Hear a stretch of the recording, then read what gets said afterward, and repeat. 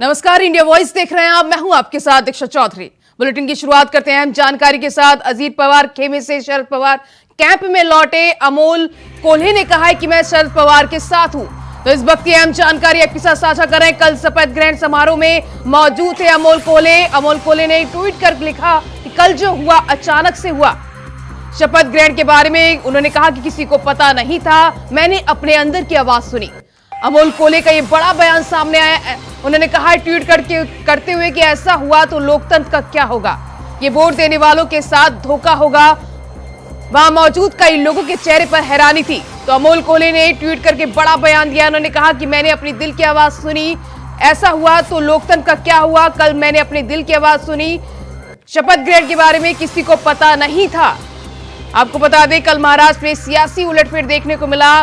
कल सियासी उलटफेर में मंत्रिमंडल का लेकर कल अमोल कोल्हे भी मौजूद थे। जब शपथ ग्रहण समारोह हुई था तो उस शपथ ग्रहण समारोह में अमोल कोल्हे मौजूद थे। इस दौरान उन्होंने ट्वीट करके कहा कि मैं एनसीपी के साथ हूं, शरद पवार के साथ हूं।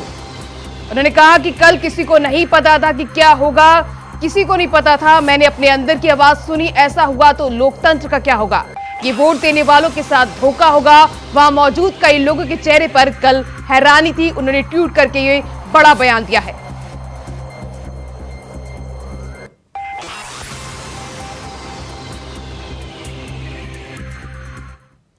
वहीं उधर महाराष्ट्र की सियासत से एक और बड़ी खबर सामने आ रही है। शरद पवार गुट के विधायकों को आदेश दिया गया है कि शरद पवार गुट ने विधायकों को समर्थन फॉर्म भरने को कहा है।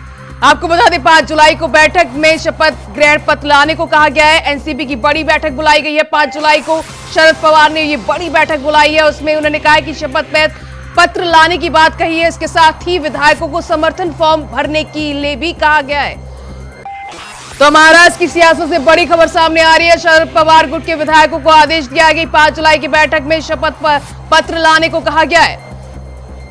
तो शरद पवार ने संबोधित करते हुए कहा है कि विधायकों को समर्थन फॉर्म भरने को कहा है। इसके साथ ही 5 जुलाई की बैठक में सभी विधायकों को शपथ पत्र लाने को कहा गया है। इस वक्त की अहम जानकारी आपके साथ साझा कर रहे हैं। महाराष्ट्र की सियासत से बड़ी खबर सामने आ रही है, जहां पे शरद पवार गुट के विधायकों को आदेश दिया गया है कि शरद पवार ने अपने विधायकों को समर्थन फॉर्म भरने को कहा है। इसके साथ ही 5 जुलाई की बैठक में शपथ पत्र लाने को कहा गया है। तो कल महाराष्ट्र में सियासी उलटफेर हुआ। एनसीपी के नेता अजीत पवार ने शिंदे सरकार में शामिल हो गए। इसके साथ ही 9 विधायकों ने भी शिंदे सरकार में शामिल हो गए। तो वहीं इस दौरान आज शरद पवार ने शपथ पत्र लाने को कहा है विधायकों को।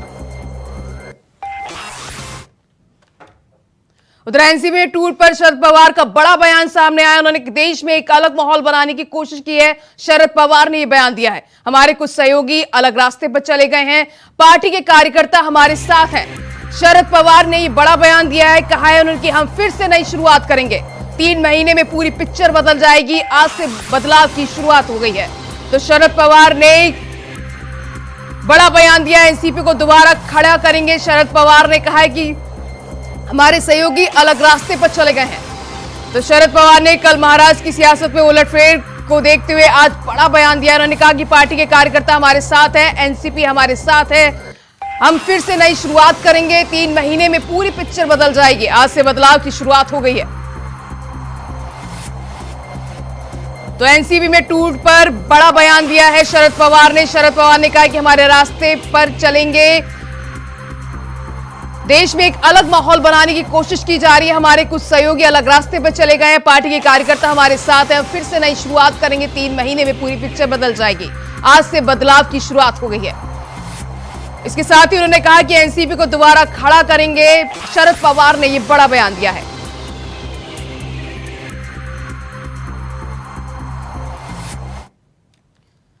वही बड़ी खबर सामने आ रही है, विपक्षी एकजुटता को लेकर बड़ी खबर सामने आई। विपक्ष की बैठक की तारीख बदली गई है। बेंगलुरु में 17-18 जुलाई को यह विपक्ष की बैठक होगी। इससे पहले 12-13 जुलाई को यह बैठक होनी थी।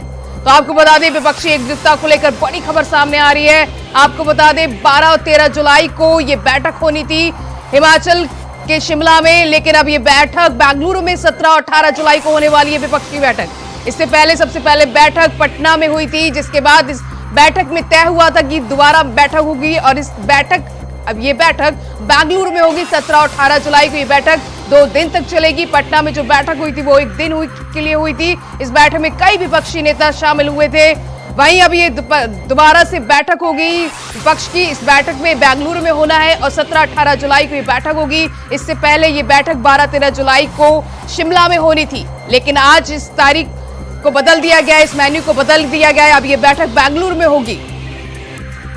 तो इस वक्त ये अहम जानकारी आपके साथ साझा कर रहे हैं। विपक्षी एकजुटता को लेकर बड़ी खबर आपके साथ साझा कर रहे हैं। विपक्ष की बैठक बेंगलुरु में होगी जो 17-18 जुलाई को होगी। 2 दिन तक ये बैठक चलेगी। इस बैठक में कई विपक्ष के बड़े नेता शामिल होने की उम्मीद है।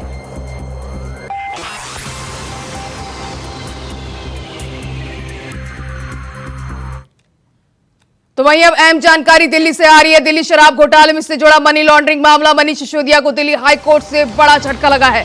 सीबीआई केस के बाद ईडी कोर्ट में भी जमानत याचिका खारिज कर दी गई है। आरोपी अभिषेक बोयिनपल्ली की जमानत याचिका खारिज कर दी गई है। याचिका पर भी ईडी के केस में भी जमानत के लिए सुप्रीम कोर्ट का रुख करेंगे अब सिसोदिया।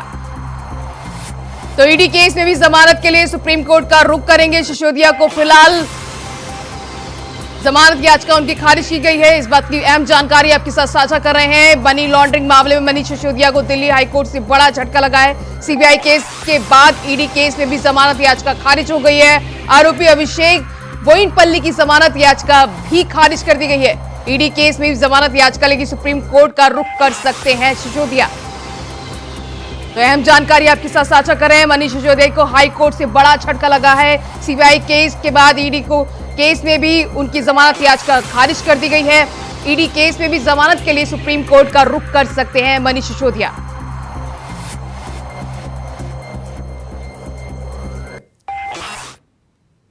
उधर जयपुर में हरियाणा की डिप्टी सीएम की सभा से पहले कोटपतलू में मंच पर लगे बार बाला के अश्लील ठुमके। आपको बता दें, राजनीतिक सभा के मंच पर बालाओं का डांस करते एक वीडियो सोशल मीडिया पर जमकर वायरल हो रहा है। जहां एक तरफ मंच पर बालाओं के ठुमके लगाते हुए दिख रहे हैं तो वहीं दूसरी तरफ महफिल का मजा लेती जनता दिखाई दे रही है।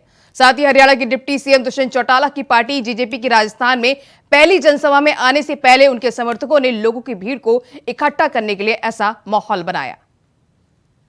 तो चुनावी सभा में अश्लील ठुमके लगे हुए ये वीडियो सोशल मीडिया पर वायरल हो रहा है। इस वीडियो में भीड़ इकट्ठा करने के लिए माहौल बनाया गया है, ऐसा कहा जा रहा है। सोशल मीडिया पर यह वीडियो जमकर वायरल हो रहा है। चुनावी सभा में ये अश्लील ठुमके लगे हैं जिसका वीडियो अब वायरल हो रहा है।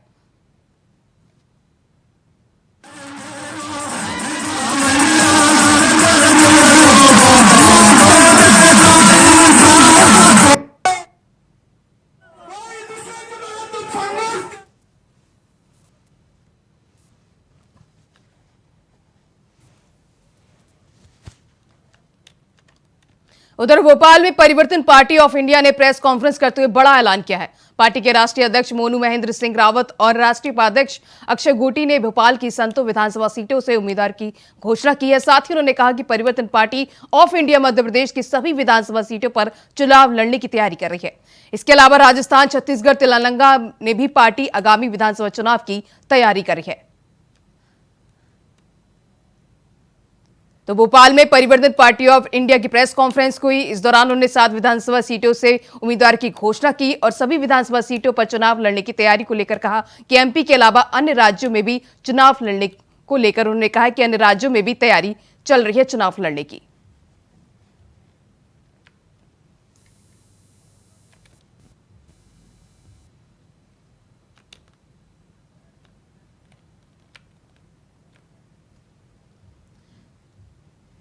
तो 7 विधानसभा सीटों की उम्मीदवारों की घोषणा की है। भोपाल में सभी विधानसभा सीटों पर चुनाव लड़ने की तैयारी कर रही है। इस दौरान परिवर्तन पार्टी ऑफ इंडिया ने प्रेस वार्ता की। उस दौरान उन्होंने एमपी के अलावा अन्य राज्यों में भी चुनाव लड़ने की घोषणा की।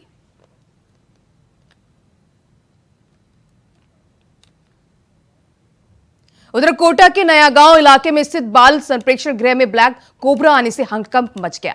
भारी भरकम कोबरा को देखकर लोग इधर उधर भागने लगे। तत्काल इसकी सूचना स्नैक केचर गोविंद शर्मा को दी गई। साथ ही मौके पर पहुंचे स्नैक केचर ने कड़ी मशक्कत के बाद कोबरा का रेस्क्यू किया और लाडपुरा के जंगल से उसे आजाद किया। आपको बता दें कि मौसम में बदलाव के चलते कोबरा सहित कई जहरीले जीव जंतु आबादी क्षेत्र में घुस जाते हैं और लोगों के लिए खतरा जान का खतरा बना रहता है।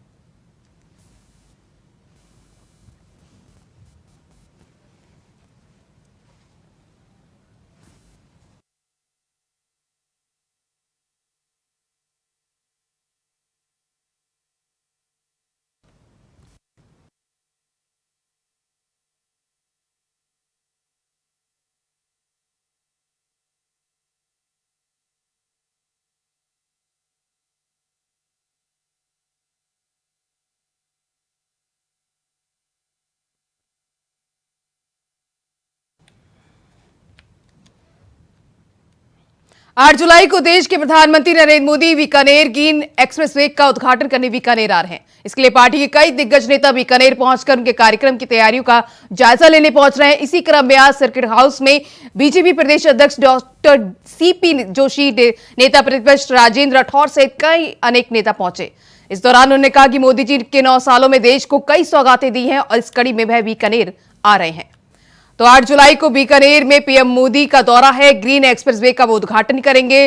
तैयारियों का जायजा लेने के लिए कई नेता पहुंचे और बीजेपी प्रदेश अध्यक्ष सीपी जोशी ने भी इसका औचक निरीक्षण किया। तो बीकानेर में प्रधानमंत्री का 8 जुलाई को दौरा है। इसके लिए कई नेतागण पहुंचे, उन्होंने जायजा लिया तैयारियों का। इसके साथ ही 8 जुलाई को पीएम मोदी का बीकानेर का दौरा है।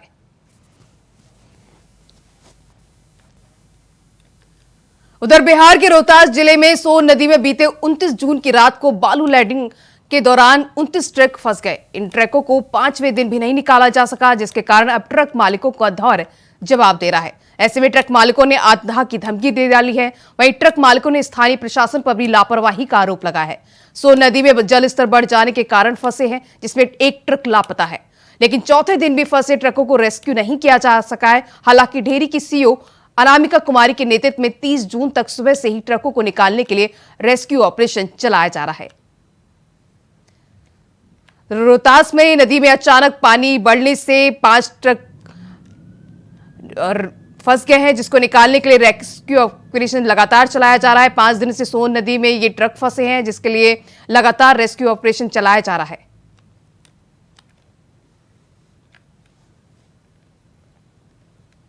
तो नदी में अचानक पानी बढ़ने से खलबली मच गई है। 5 दिनों में ये सोन नदी में ट्रक फंसे हैं, जिसको निकालने के लिए लगातार रेस्क्यू ऑपरेशन चलाया जा रहा है। चौथे दिन भी ये रेस्क्यू ऑपरेशन चलाया गया, लेकिन अभी तक इसमें से एक ट्रक लापता हो गया है।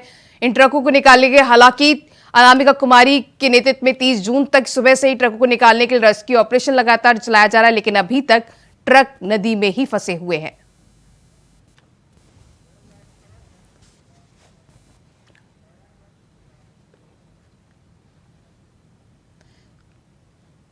वहीं इस खबर पर ज्यादा जानकारी के लिए हमारे संवाददाता दयानंद तिवारी जुड़ चुके हैं। दयानंद, ये पूरा मामला क्या है और ये आखिर नदी में फंसे ट्रकों का रेस्क्यू ऑपरेशन में कितना और समय लगेगा? रोहतास जिला का जो ये मामला है, रोहतास जिला में जहां बालू के दौरान जो है कटार घाट में संवाहन गए हुए थे, इसी दौरान नदी में सोन नदी में अचानक जो है जल स्तर बढ़ गया और जल स्तर बढ़ने के साथ ही उसमें से करीब 30 ट्रक फंस गए, जिसमें एक ट्रक जो है पूरी तरह से लापता है। अभी तक उसका आता पता नहीं है, लेकिन 28 ट्रक जो है अभी भी पूरी तरह से फंसे हुए हैं, जिसे निकालने के लिए रेस्क्यू किया जा रहा है। लेकिन अभी तक रेस्क्यू कार्य जो है चल रहा है, लेकिन वो पूरी तरह से विफल है।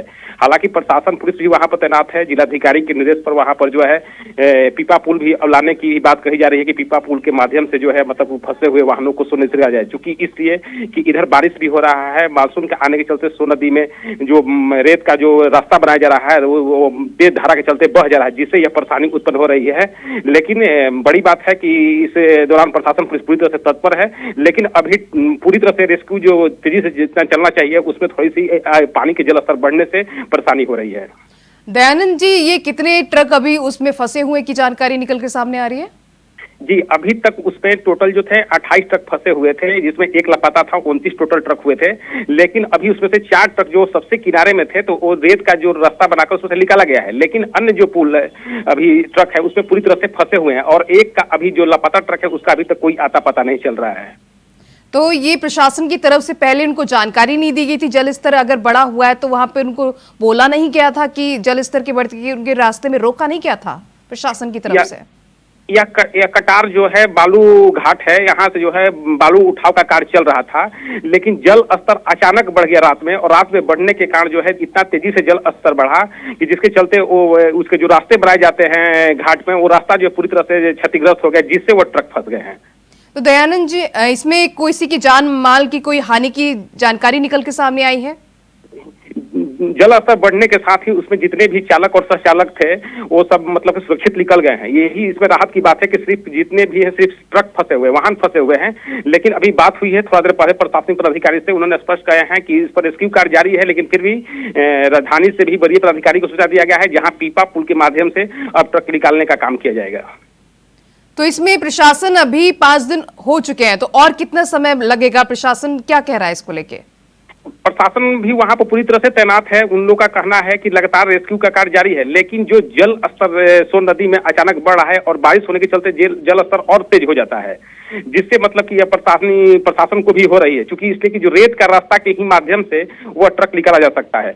लेकिन जब जब प्रशासन जो है रेत की रास्ता बना रहा है, तब तब वो जो है जल स्तर के कारण जो है वो रेत बह जा रहा है, जिससे यह प्रशासन पर हुई। लेकिन आज जो है उसमें वरीय पदाधिकारी से बात भी हुई है। उन लोगों का कहना है कि पीपा पुल के लिए जो है वरीय पदाधिकारी को लिखा गया है, जहां तक मतलब कि जल्द मंगाने की कोशिश की जा रही है, और पीपा पुल के माध्यम से वो सभी वाहनों को सुरक्षित निकाला जाएगा। तो इसमें प्रशासन अभी और कितने दिन की बात कह रहे हैं, कितने दिन और लग जाएंगे इसमें? प्रशासन तो पूरी लगी हुई है, लेकिन यह प्रशासन कर रहा है कि काम हम लोग तेजी से कर रहे हैं, लेकिन कोई निकालने का प्रयास भी जारी रहा है। लेकिन पीपा पुल जैसे ही आएगा उसी कार्य में और तेजी आएगी, और बालू का जो कटाव है रास्ता है उसे रोक दिया जाएगा, जिससे मतलब कि सुरक्षित ट्रक निकल जाएगा।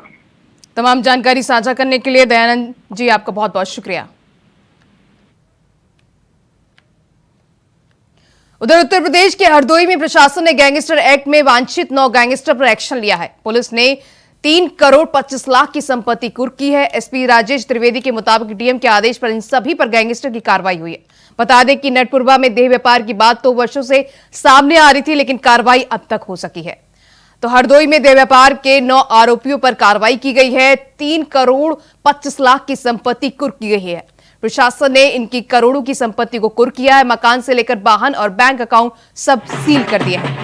धारा 2/3 उत्तर प्रदेश गैंगस्टर एक्ट सूचित किया जाता है कि मुकदमा अपराध संख्या 1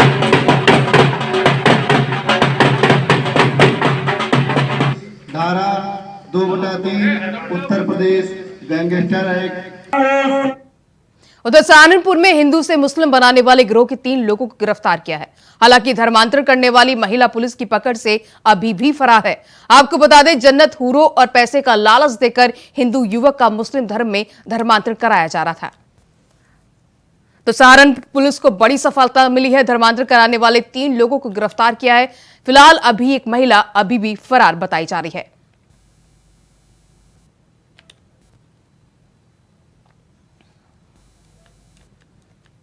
उधर रायबरेली में संदिग्ध परिस्थिति में 4 साल के मासूम की डूबने से दर्दनाक मौत हो गई। बताया जा रहा है कि बरसात में इकट्ठा हुए पानी से बच्चा डूब गया, जिससे उसकी मौत हो गई। वहीं परिजनों, स्थानीय लोगों ने जिला प्रशासन पर लापरवाही का आरोप लगाया है। सूचना मिलने पर मौके पर पहुंचे सिटी मजिस्ट्रेट सहित पुलिस प्रशासन भी मौजूद है।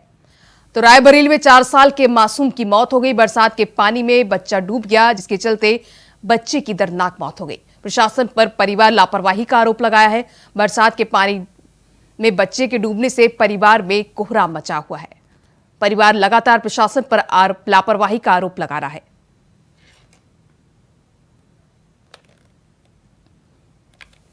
तो रायबरेली में बरसात के पानी में डूबने से एक बच्चे की दर्दनाक मौत हो गई है, जिसके चलते परिवार में कोहराम मचा हुआ है। लगातार परिवार प्रशासन पर लापरवाही का आरोप लगा रहा है, जिसके लिए पुलिस मामले की जांच में जुट गई है। वहीं आपको बता दें, संदिग्ध परिस्थितियों में 4 साल के मासूम की डूबने से दर्दनाक मौत हो गई है। बताया जा रहा है कि बरसात में पानी इकट्ठा होने से बच्चा पानी में डूब गया, जिससे उसकी मौत हो गई। वहीं परिजनों, स्थानीय लोगों ने जिला प्रशासन पर लापरवाही का आरोप लगाया है। मौके पर पहुंचे सिटी मजिस्ट्रेट सहित पुलिस प्रशासन मौके पर मौजूद और मामले की जांच पड़ताल कर रहे हैं।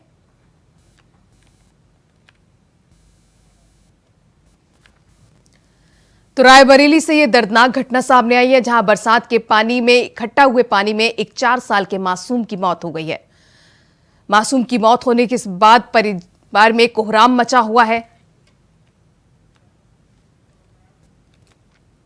उधर बदायूं के कार्यालय में संदिग्ध परिस्थितियों में व्यक्ति का शव मिला है। बता दें कि सिंचाई विभाग में चपरासी के पद पर मृतक तैनात था। वहीं सुबह पहुंचे कार्यालय के कर्मचारियों ने शव पड़ा देखकर पुलिस को जानकारी दी। सूचना मिलते ही मौके पर पहुंची थाना पुलिस के साथ सीओ सिटी आलोक मिश्रा पहुंचे। तभी पुलिस ने शव को कब्जे में लेकर पोस्टमार्टम के लिए भेजा और जांच में जुट गई। मामला सिविल लाइन थाना क्षेत्र में सिंचाई विभाग कार्यालय का बताया जा रहा है। तो बदायूं में संदिग्ध परिस्थितियों में युवक का शव मिला है। सिंचाई विभाग में चपरासी के पद पर मृतक काम करता था। कर्मचारियों ने शव को पड़ा देखकर पुलिस को इसकी जानकारी दी है।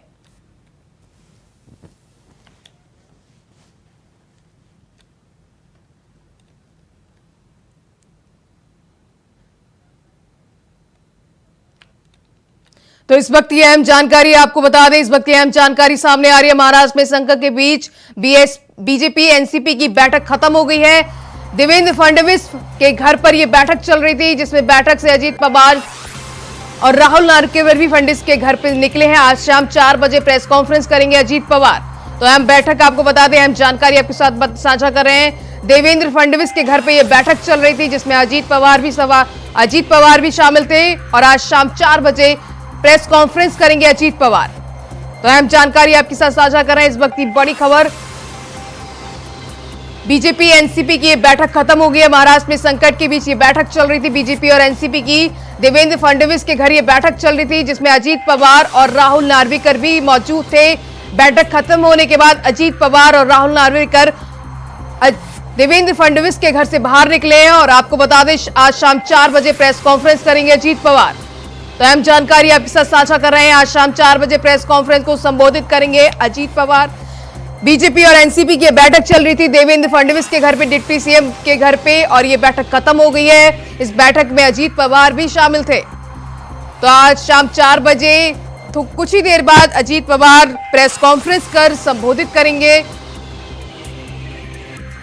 इस बैठक में स्पीकर राहुल नार्वेकर भी शामिल थे।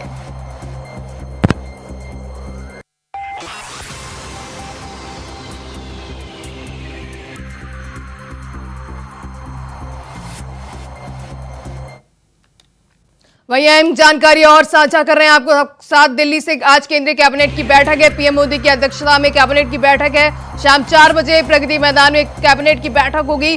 कई अहम मुद्दों पर फैसला हो सकता है। बैठक के बाद मोदी कैबिनेट में फेरबदल की भी संभावना जताई जा रही है। तो अहम जानकारी आपके साथ साझा कर रहे हैं। पीएम मोदी की अध्यक्षता में कैबिनेट की बैठक बुलाई गई है। शाम 4 बजे प्रगति मैदान में कैबिनेट की बैठक होगी और इस बैठक में कई अहम मुद्दों पर फैसला हो सकता है। बैठक के बाद मोदी कैबिनेट में फेरबदल की संभावना भी जताई जा रही है। तो अहम जानकारी आपके साथ साझा कर रहे हैं। आज केंद्रीय कैबिनेट की बैठक है और बैठक की अध्यक्षता प्रधानमंत्री नरेंद्र मोदी करेंगे। शाम 4 बजे प्रगति मैदान में यह बैठक होगी और बैठक में कई मंत्री शामिल होंगे और ये बैठक कई अहम मुद्दों पर भी इस बैठक में फैसला लिया जा सकता है। इसके बाद बैठक के बाद कैबिनेट में फेरबदल की भी संभावना जताई जा रही है।